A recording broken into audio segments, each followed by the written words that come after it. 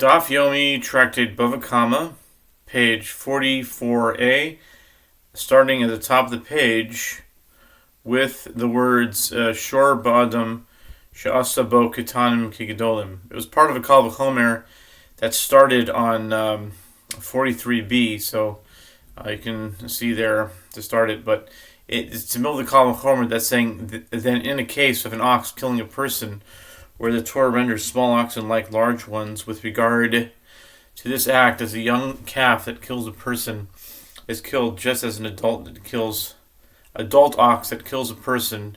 Is it not logical that the Torah renders it liable for killing minors, that is, a boy or girl, just as for killing adults?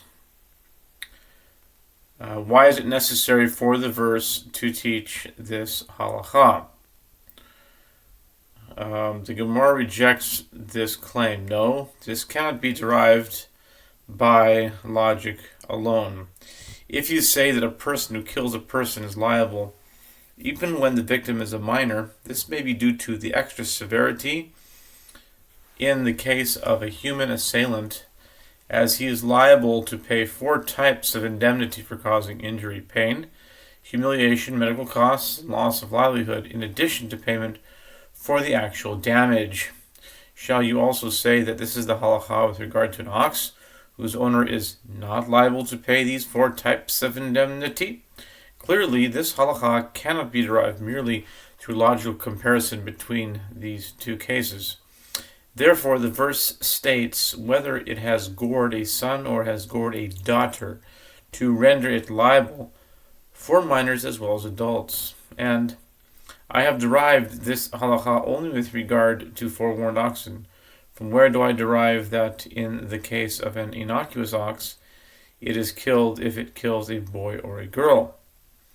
The Braita asks, could it not be derived through logical inference, since the Torah renders an ox liable to be killed for killing a man or a woman, and likewise renders it liable to be killed for killing a boy or a girl? Then just as when it renders it liable to be killed for killing a man or a woman, you do not differentiate between an innocuous ox and a forewarned ox, as both are stoned, so too when it renders an ox liable to be killed for killing a boy or a girl, do not differentiate between an innocuous ox and a forewarned ox.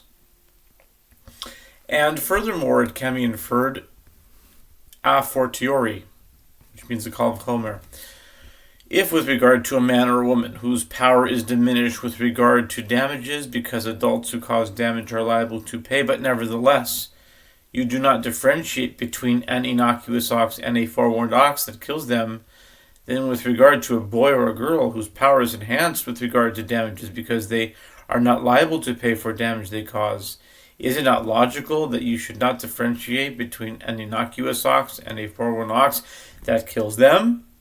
The Braita answer is that you could say in response, but does one derive the halacha of a lenient matter from a stringent matter in order to be more stringent with regard to it?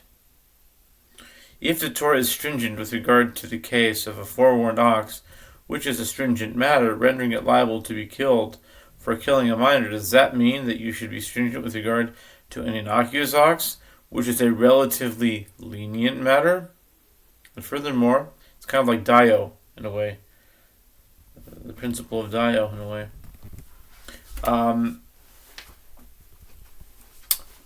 And furthermore, there is another reason to reject the earlier opinion. If you say that an innocuous ox is liable to be killed for killing a man or a woman, as they are obligated to observe the mitzvot, which gives them importance, does that mean that you should say the same with regard to a boy or a girl who are exempt from the mitzvot? Since this halacha could not have been derived through logic alone, the verse states whether it has gored a son or has gored a daughter, stating the phrase has gored twice to teach that it is referring both to the goring of an innocuous ox and to the goring of a forewarned ox, and both to goring that causes death and to goring that causes injury. In all these cases, the owner of the ox is liable, even if the ox gores a minor. New Mishnah. If an ox was rubbing against a wall, and as a result the wall fell on a person and killed him, or if the ox intended to kill another animal but killed a person, or if it intended to kill a Gentile but killed a Jew,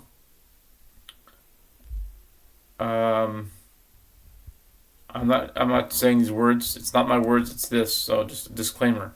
Not my words. It's what the Mishnah here.